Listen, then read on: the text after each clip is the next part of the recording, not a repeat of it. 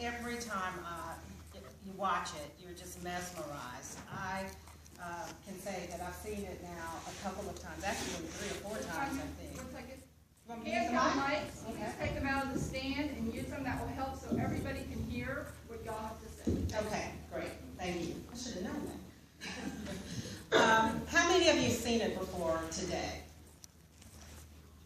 Okay, each time you will find that you see some little nugget or gem that you didn't see before, and I think what really resonates with me is just the power of hearing from people who were directly involved in this movement.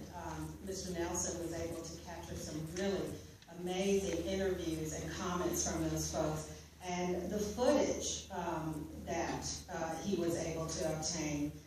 But as a journalist, also the ballots, hearing from police officers and government officials about their perspective of the Black Panther movement is really captivating. So I feel like that resonates with us as well as the relevancy. Each time I have seen this film, it's been at some critical point in our country when something was happening that made the work in the documentary seem so relevant, and that continues to be the case. So I think we have a lot to discuss.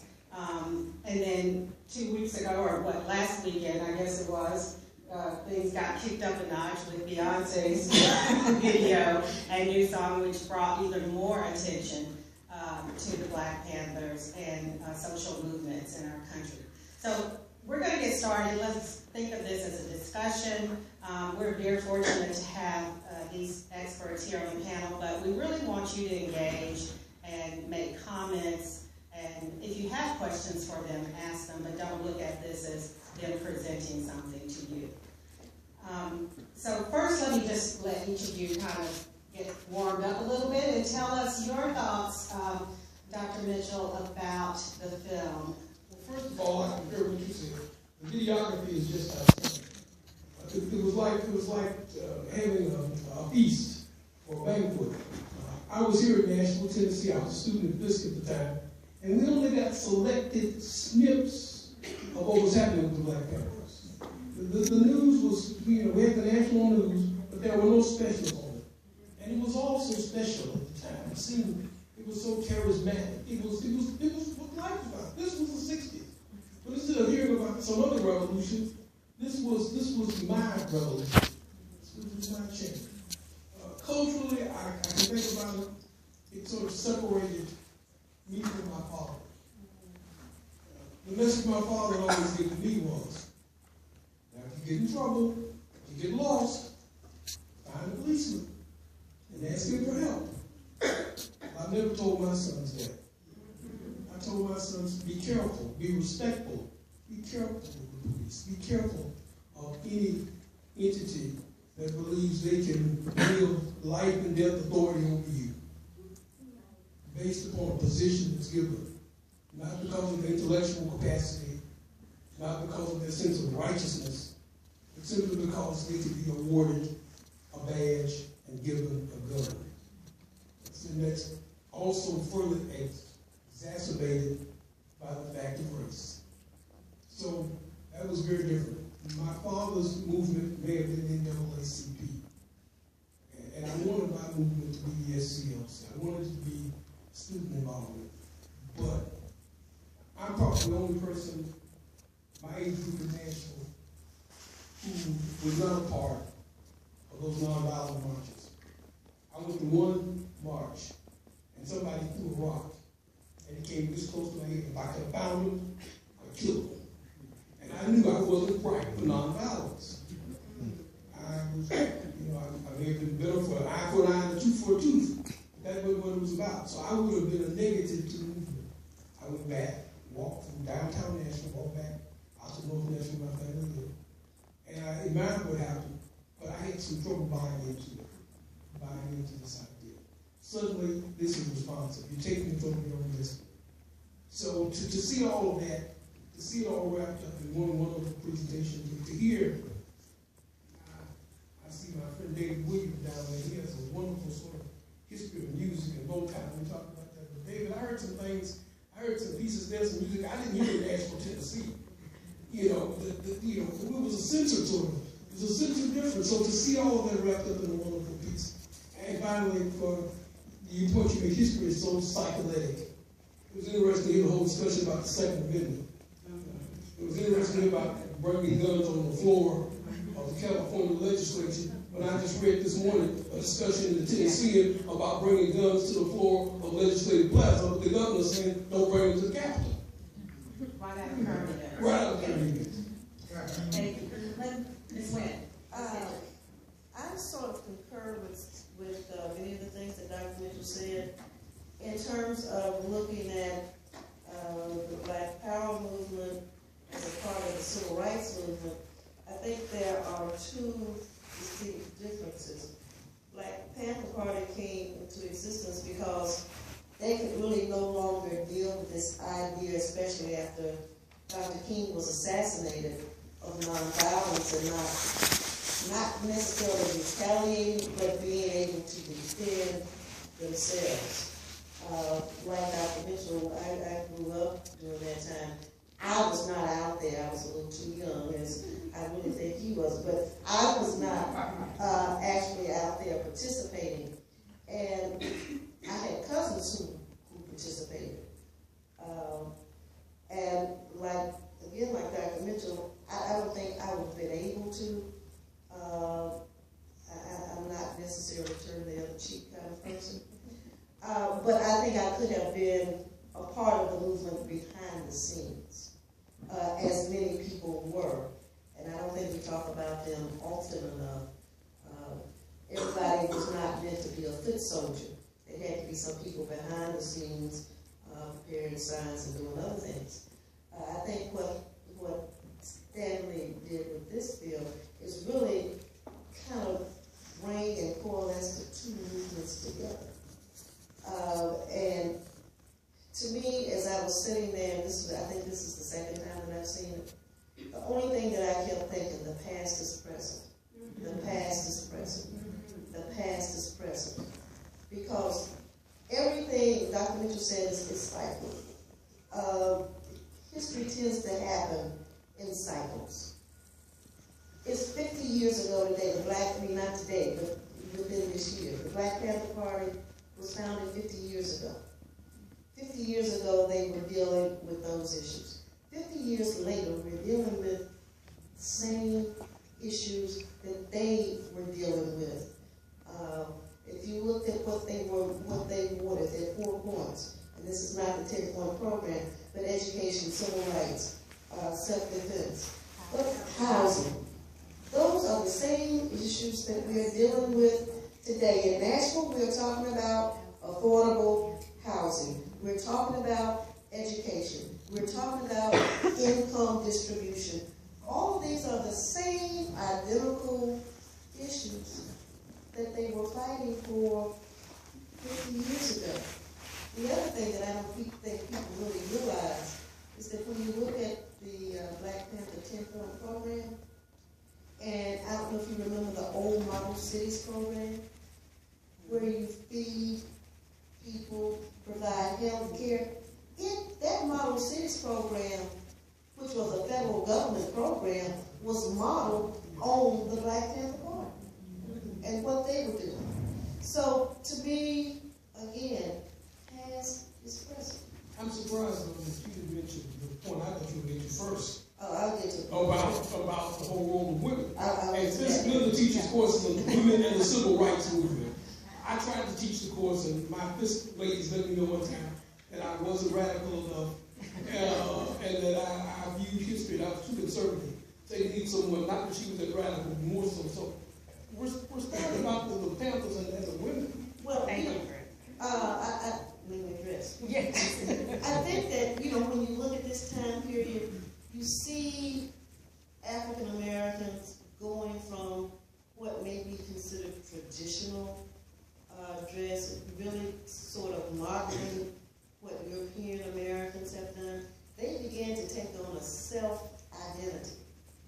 You notice the afros. You notice the change in the dress. You notice the change in the music.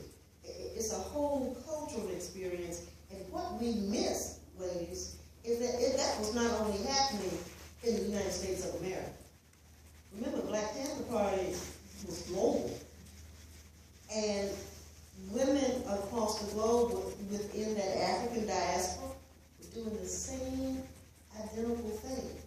I had Kathleen Cleaver in class one semester. And I was trying to get her to talk about discrimination, sexism within the Black Panther Party. At that time, she was not willing to discuss it. It was as though it existed, but that's not where I'm ready to go right now.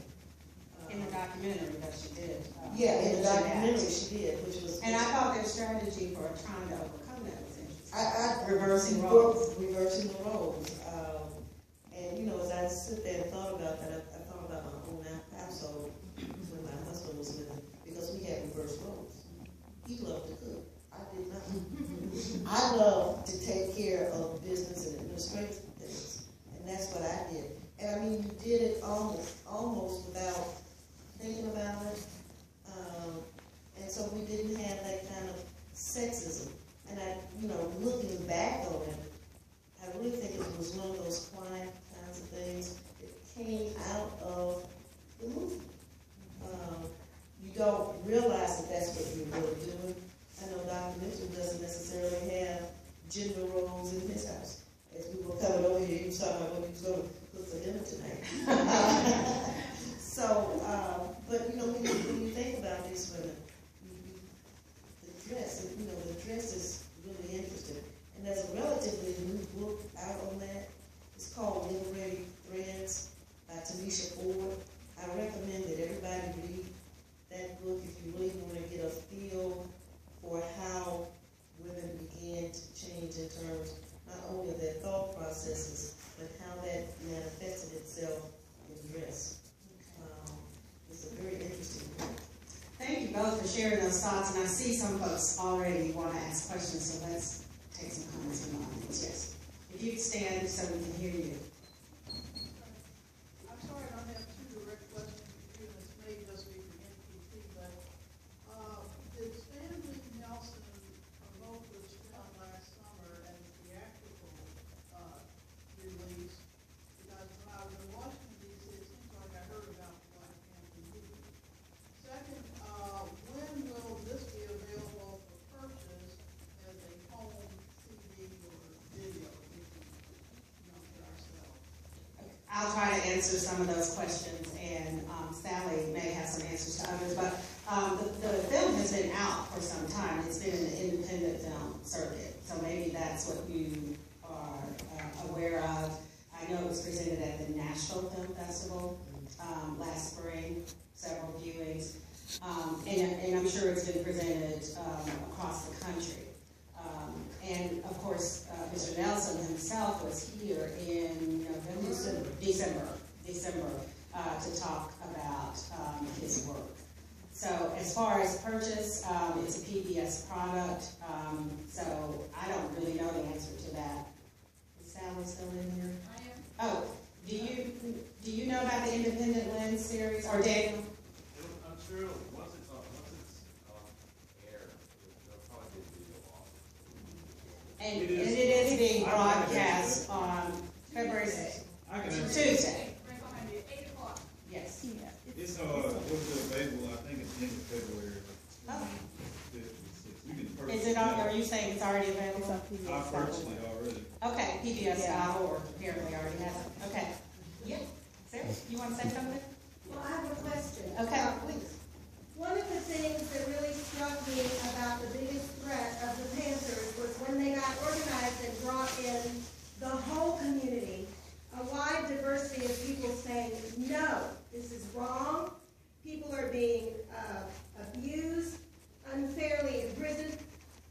I saw Michael Moore's film last night, which has just been released, and it showed other cultures around the world that feed their children, provide free education, don't have the incarcerated minority populations that we have.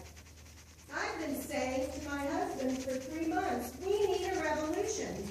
We still do. And so what really impassions me is the relevance of this film and what's going on in the world today. It just is scary. And why has America chosen such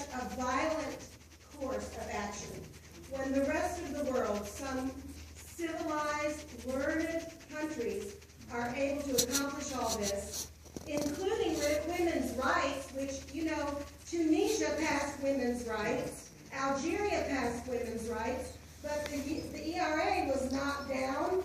It's still floating. And we still don't have women's rights in the United States. Why isn't it changing, and why does it always refer to violence here? Why are we such a violent culture? I can answer that. Well, Read. so we continue to, she raises several good points. But one of the ones that I think resonated with me was the comment about how the biggest fear, it seemed, of the Black Panthers came when they united peoples from different ethnic groups and backgrounds, including Appalachian folks and Latinos, and the threat that posed. Well, you know, you had a very small wins in about the 1890s when you had the populist movement, where African Americans and whites were beginning to unite. That sort of went down the tubes. If you notice Martin Luther King's Poor People's Campaign, notice he did not qualify that Poor People's Campaign. It was not qualified with African American poor people. It said Poor People's Campaign. So that was another instance where people were beginning to be united around issues of economics, because that's really what it's about. It's economics. And so when you have the Black Panther Party that's really beginning to bring these people together, not just in the United States, but it's becoming a global movement. That presents a problem. That gets away from the word we're using today, all of this nativism. Everybody, you know, is a friend, the Messiah complex, that they, you know, wanted to do away with. Because Messiah's going to you can have a Messiah that can save your economic system. Your economic system, your country economically can be just about, almost as bad as Black, even worse. You have a Messiah that can come along and proclaim health care. Only country in the Western world without health care for all. You can have the greatest enemy to your culture, proclaim, his man named Saddam Hussein. You can have someone come along and take him out. But yet, 3 years later, you can have the political being saying, we need to take our country back. We've lost our country. Linda, I like what you said, especially about populism. I'd like to refer all of you to look at a wonderful old Southern politician named Tom Watson. They called him Pitchfork Tom Watson. He said to poor people and farmers and all, but you see, that type of issue then will delude racism. Takes away the advantages of racism to one race. That's right. That's right. That's right. So that's what's happening in this country. And you know, the American dream is still that we can all reach a certain plateau, and we don't want people in the way. People get in the way. Other people get in the way. So that's what I thought was beautiful in this. I really did. I think the point of it is there. They have been using racism since the days of slavery to keep people divided, and again it goes back to economics. If I can make my white sister or brother feel that they are better than, even though they may not be economically in the same class, you know, I can keep us divided. And that has moved continuously through time.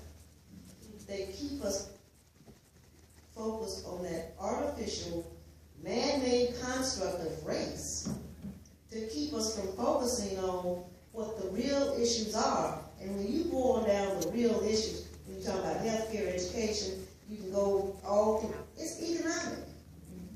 It's economics. Is there, yes.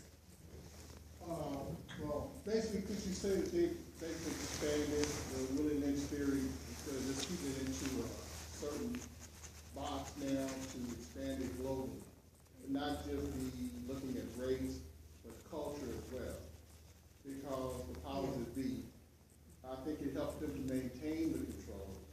If they got everybody, like you said, looking at obscure issues as opposed to looking at, leveling the playing field, because the reality of it is they don't really want a level playing field. You take the concept of peace, Absolutely. immigration, fear, terrorism, fear. But I'm not feeling now. Most folks have been voted by lynching. Lynching was terrorism. All the war. My people say lynching was but now there's so many upset about terrorism. It always was terrorism. Slavery was terrorism. That's it's nothing new. Now, I hope the whole rest of the country can learn a little bit. We stop. We won't find it. No one stepped forward and said, even when that Booker Washington was counting how many people were lynched. And then Walter White went down south and wrote a fabulous book called Rope and Faggot. Nobody stopped lynching. My community didn't stop, and America can't stop. It's ironic, though. I said back in there. The worms turn. All right? The worms turn. Another thing. I guess, like you said, I was that typically later we still deal with the same issues, the same problems. It's like they went underground for a moment, and then they resurfaced. Well, I'm not even sure they really wasn't around. I just think we really didn't pay that much attention. Right. So I guess my question would be is, how do we, cut the head off this snake? How do we stop this to keep recreating or continuing? Well, I think one of the lessons that we learn from history is that we do not learn from history. And you see it over and over and over and over again. History happens in cycles.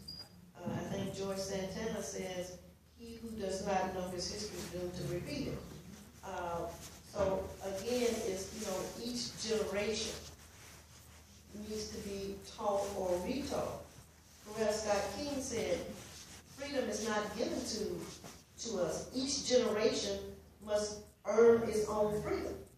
And so if you don't teach it to young people, they don't know it.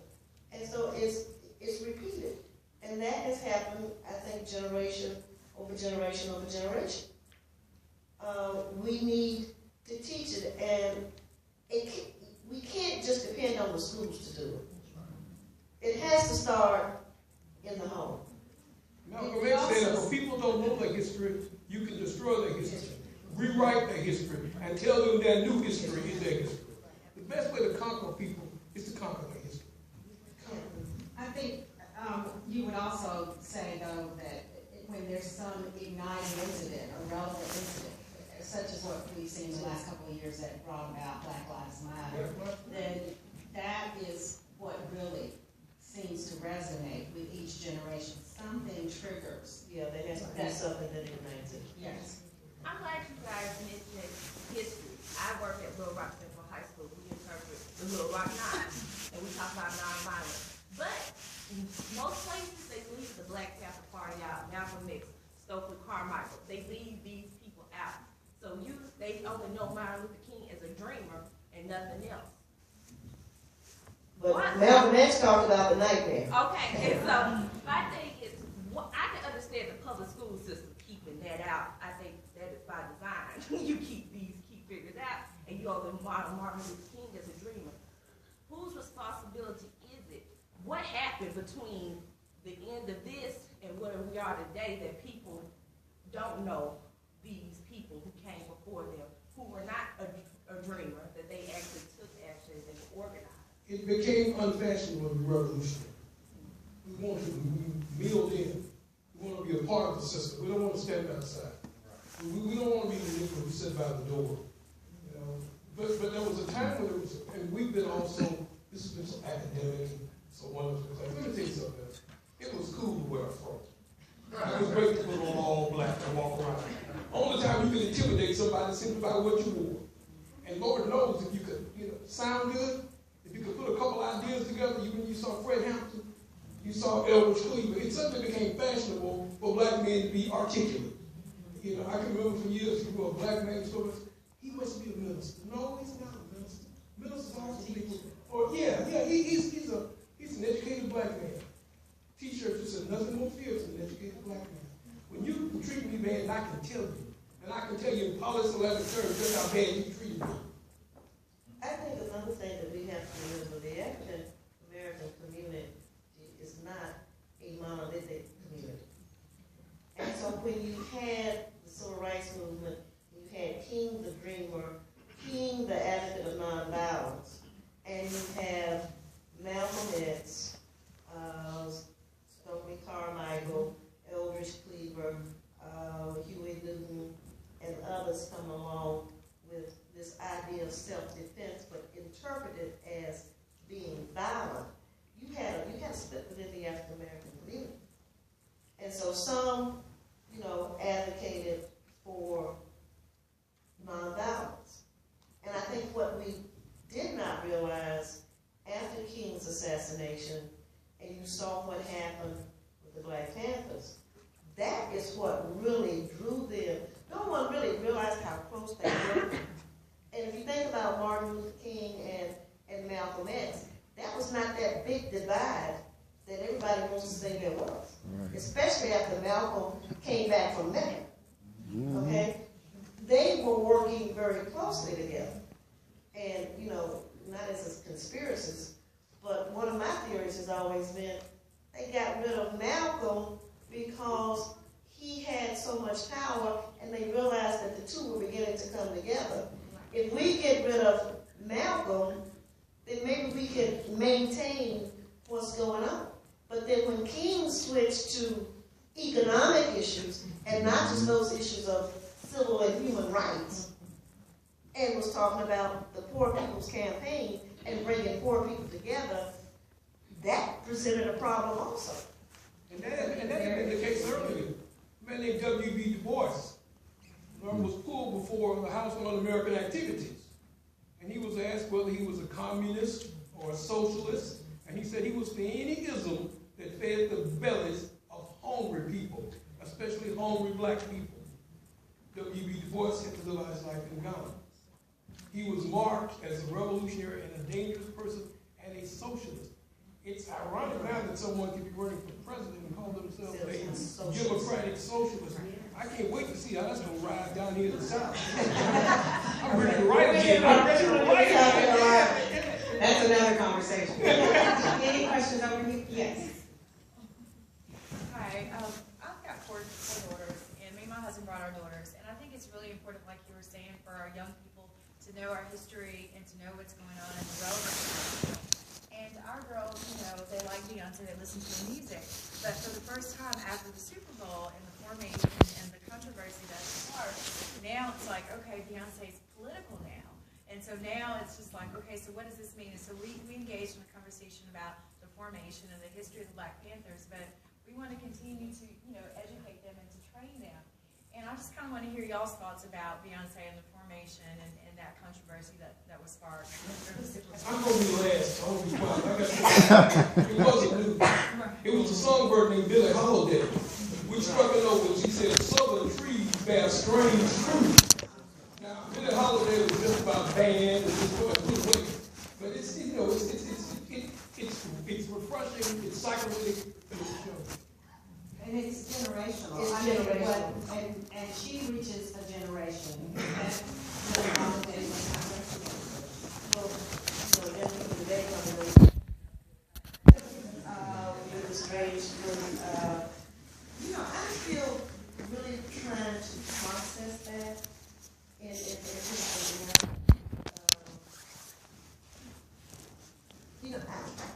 I don't know if she is intentionally becoming political. Because when I looked at it and I hadn't gone back to look at it, the first thing I said, oh, Michael Jackson. Okay, in terms of the dress. That's what I saw.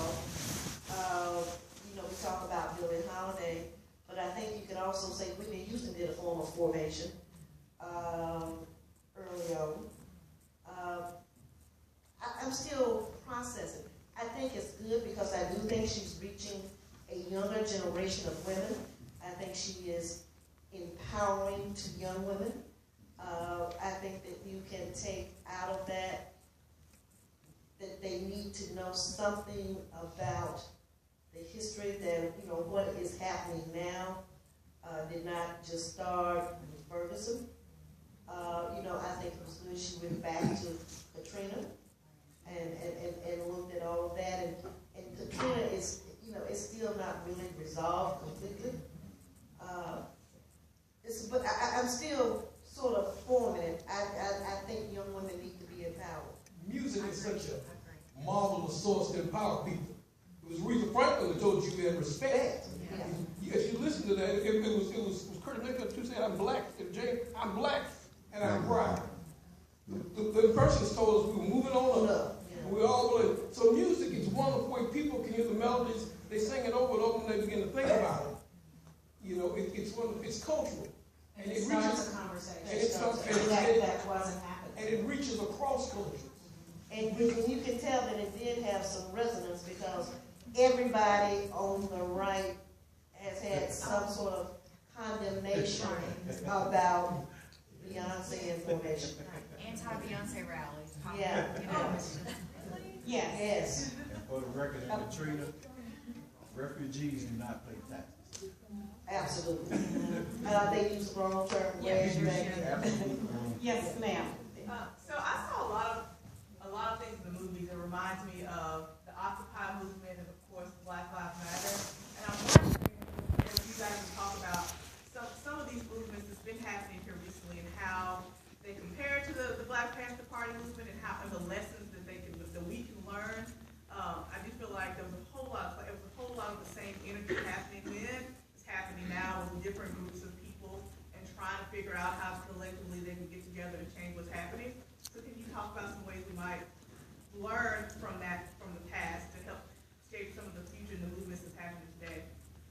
You know, again, I'm going to go back and say you're really dealing with the same issue. And what I mean by that is that, you know, a lot of people saying, especially young people, this is not your mother's civil rights movement.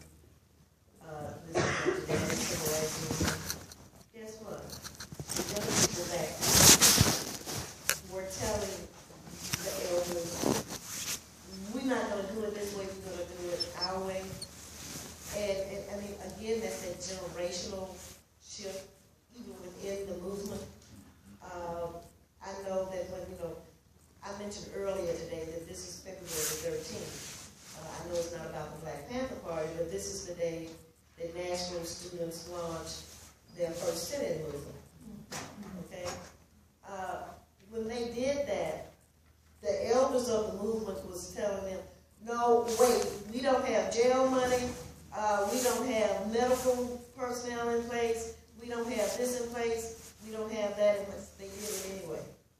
And I'm just saying that, you know, that's one of the things. You need to listen sometimes to what's being said, but it's all the manifestation of the same problems. People, we have not progressed as far as we should have in terms of race relations in this country since the day this country was founded. Okay? It is still pervasive.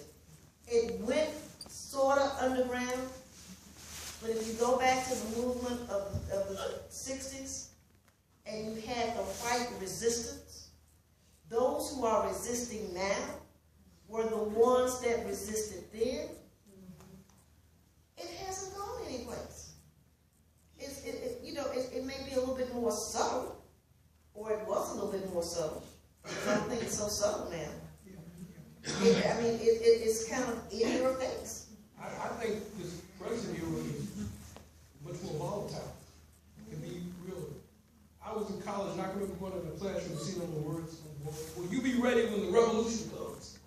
And we thought it was getting your throat together, making a fashion statement. We didn't know we should have gone down in the projects and spread a little blur among the little brothers down there. That's what the revolution is. Malcolm X said, you don't have a revolution for a black man and a white man and go to the bathroom beside each other in a Woolworth. That's not what revolution is about.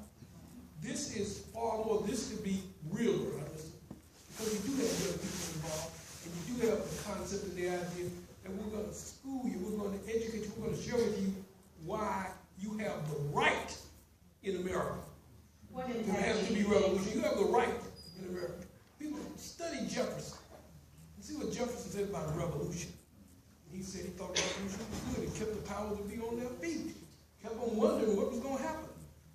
so now these young people, they know that.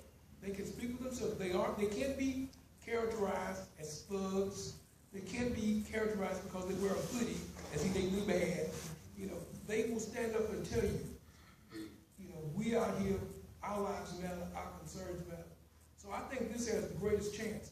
And around the world, again, the international implications impact what's happening today. People from around the world are saying, and wondering about black people in the United States. The rest of it wonders, how can you people be so loyal? You don't revolt. You've never seen black people carrying on a revolution around the 4th of July, around the Statue of Liberty. You can read back in the 60s, not one group of black men from Howard, Hampton, or Fisk ever left this country not to serve in the Vietnam War. And we're coming up on April 15th, and black folks are going to pay their taxes. We don't have tax revolts. We've been among the most loyal citizens supporting this country of any group of people. And what have we received in return? Why do you think it's more volatile at this particular time? Because these young people can stand up and articulate. They can tell you what's on their mind. They can do it so well, they can't be dismissed as charlatans or fools or just radicals. And they have the tools of social media. They have the tools of social media, and they do not feel that they have achieved or that they will have the potential to achieve what the generation before them did. And you can't look down on them. And yeah, you know, they are articulating true concerns about not only where they are if they're sitting in a college classroom, but where their friend may be that's sitting in public housing. Or in jail. Or in jail. So what is the potential of that volatility that you're talking about? I think that potential in what they're trying to do is to build some sort of coalition with many groups of people. There's a book that I've been ready to purchase that says brown is the new white. I don't know if you all have seen that copy of that book. But, you know, as we look on Fisk campus, you see a coalition of African Americans and Hispanic and Latino students working together.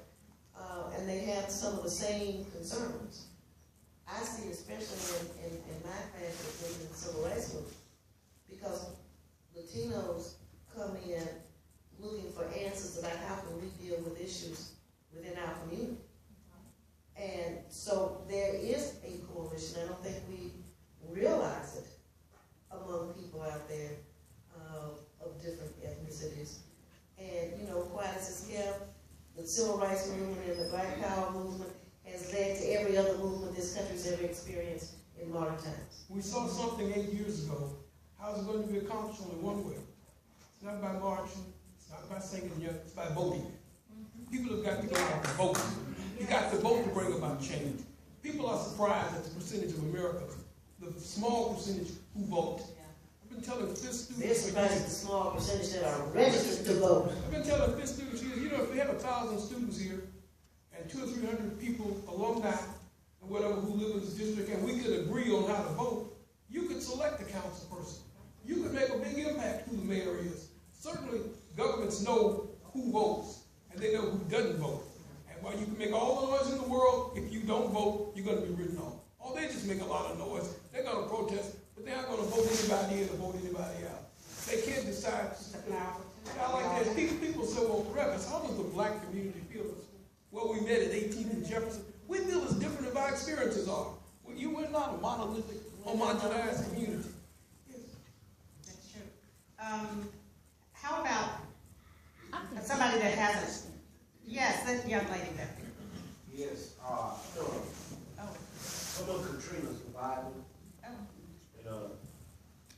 you know, it had a lot to do with economics, you know, because 30 years ago, you remember they asked for the land so close to downtown. And, I mean, I'm a graduate of Southern University. I got a BS in Humanities, and I had 6 daughters, and my wife get killed in Katrina. I would have had some doctors and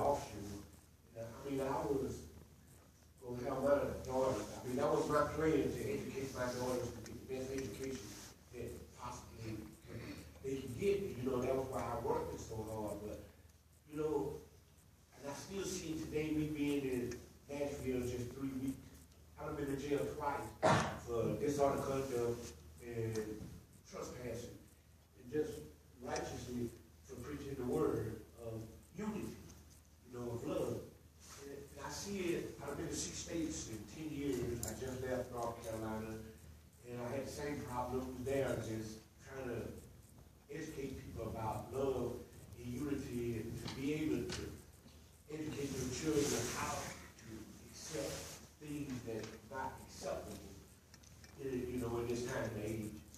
Thank you for sharing your thoughts with us. Any comments you wanted? Katrina certainly was a wake-up call. I appreciate his thoughts, especially. Free speech isn't always free. Right. Sometimes you have to pay the price for free speech. Being progressive is not always appreciated. I used to tell people at Fisk University, where I went to school, until I was about 50 years old, I thought I was fabulous. I could tell you all about W.B. Du Bois. I could tell you about the town of Lieutenant. When I got about 50, I figured something out. A lot of people didn't want any W.B. Du Bois Negroes. They wanted some Negroes who could tell things. I talked about Diane Nash and John Lewis, and I just figured it out a while. There were some folks who were perfectly happy with segregation. They didn't want to see things change. Some people give lip service to equality, but they don't practice. They use a couple of terms synonymously, freedom and equality. We become free, but when a man who's like me is president of the United States and someone can yell out, "You lied," and there was an ultimate revolt from everyone else sitting there. Not the man who said it, the quiet of those, So what he said is true. Free speech is not, and he's discovered that. No matter what whoever's in control has decided that you are a problem or a nuisance, not because of what you're saying, but because of how you're saying it and who you're saying it to. And that's your problem, but as Americans, as good citizens, that's all of our problems. Those of us who proclaim to appreciate what this country is about, we have to make sure that this is America for me, for everyone. Let's take one more comment. Are we okay on time? One more would be great. Okay, one more over here. Yes, that's fine, in the red shirt. Okay. So much about what we're taught about the civil rights movement is about respectability, and specifically, it was led by preachers. They're very, fully termed of gender roles. And what I'm noticing about the Black Panthers, at least in this film, is that the rejection of respectability and the rejection of those gender roles was so vital to the party, and they were being led by people who lacked formal education, who were very impoverished or who hadn't had the economic advantages that Martin Luther King had.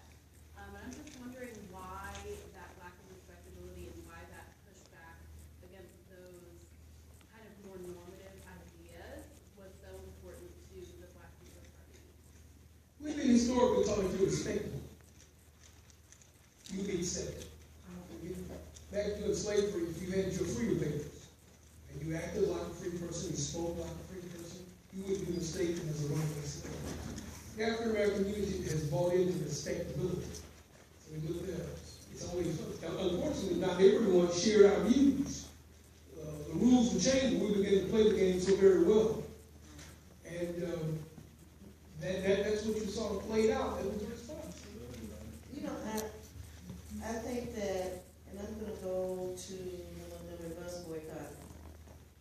Everybody gives King the credit for the Montgomery bus boycott.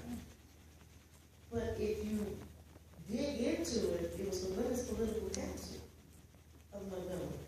It was Mary Fair First. It was Joanne Robinson. It was Rosa Parks. Martin Luther King was the torchbearer. The Women's Political Council and all those other women that I named and more, they were the trailblazers.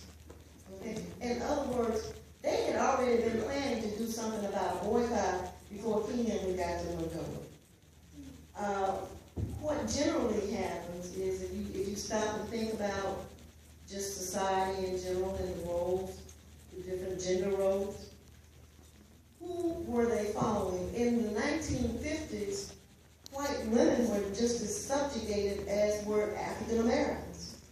And so therefore they were following the paradigm that had been set basically by white men. Okay? So when you start talking about, the respectability aspect, women even had to come to, this idea that, this is what I'm doing.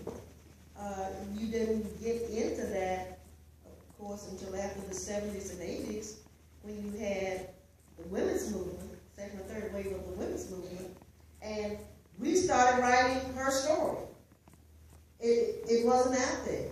Because every book that you read about the Montgomery bus boycott or the modern civil rights movement, it talked about Martin Luther King, John Lewis, Fred Shuttlesworth. It was all men.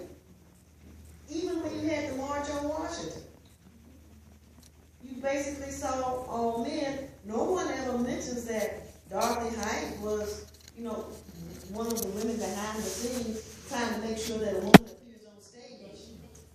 Okay? No one ever mentions the fact that Diane Nash became the leader of the National Student Movement because the male leader just didn't pay attention to details and wasn't working. You really have to get into that subsection of history and study women's history to really understand what's going on. And you can't get that in, you know, the Survey African American courses, you know, just a general course on civil rights, because 9 times out of 10 it's going to mention men.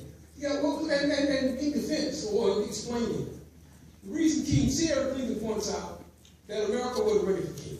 He couldn't be dismissed as a fool or a quack, as a charlatan. He had all the proper credentials from all of white American institutions, earning his PhD at age 26, 27 years old.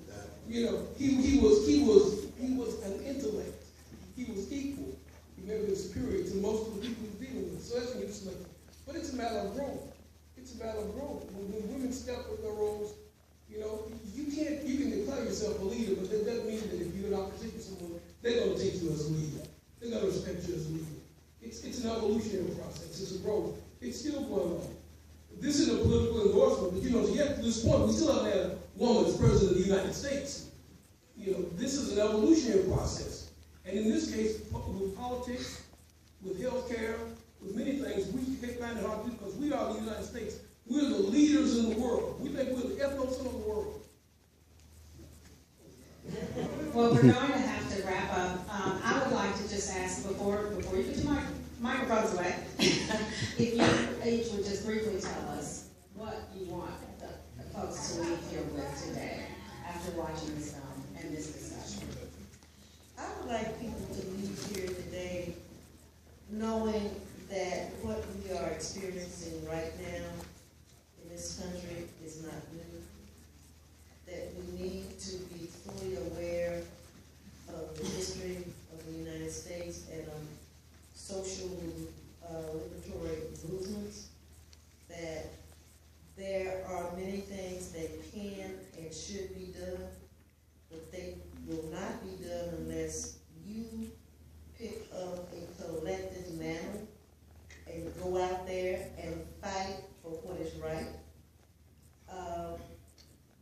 The movie showed that, did you notice how people became involved? They became inspired simply by what somebody said or just being cognizant of what was taking place around them. Everyone in here is a leader. Everyone in here is a leader. And it's up to you. If you want to make things better, if you want to make the society that we live in better, find the thing that you are willing to die for. And I mean that. That you are willing to die for, to fight for. You know, it's interesting because the United Nations has issued a report that is very condemning on the United States and the way it treats its African American citizens. I don't know if everybody knows that or not. When was it released? It was released about 2 or 3 weeks ago. Okay? Everybody, we all are leaders. We just need to find our niche and go to it. Each one teach one. Each one teach one. Now, if you listen to me, you may think I'm critical. But let me make this point very clear in my classes. There's no better place in the world to live than the United States of America. Especially for people of color. Now, when you're out in San Diego and you see those little signs, the footprints, that's not people running out of this country. That's people trying to get in this country. But it's a responsibility of all of us to make America what it should be. The one way, I keep on talking about it, is to get people to vote. Not to be overly swayed by what sometimes sounds like the lunatic fringe. You know, a lot of times people say, well, the weather's gotten worse. Because the weather changed, and all these people, the weather's about the same. It's not the change. But now there's funding for people who watch weather vanes. You watch the weather, and there's sponsors for the weather. And some of you think weather's worse because it's business in it. Well, there's also business in news. And many times when you watch the negative connotations, or you might lose faith in the country. Well, I haven't lost faith in the country. I've lost faith in people who believe they don't have to exercise the right. Get out and vote. If things are not like what you want, change it. Change it by voting. Find people who feel the way you feel. Change it by voting. Don't change it by complaining. Don't complain after the fact when you haven't been a part. You know, if you're on a part of the solution, don't complain about the problems. And continue to be part of forums like this. Continue to exercise your right. Thank you. I feel like I need to say amen. Thank you.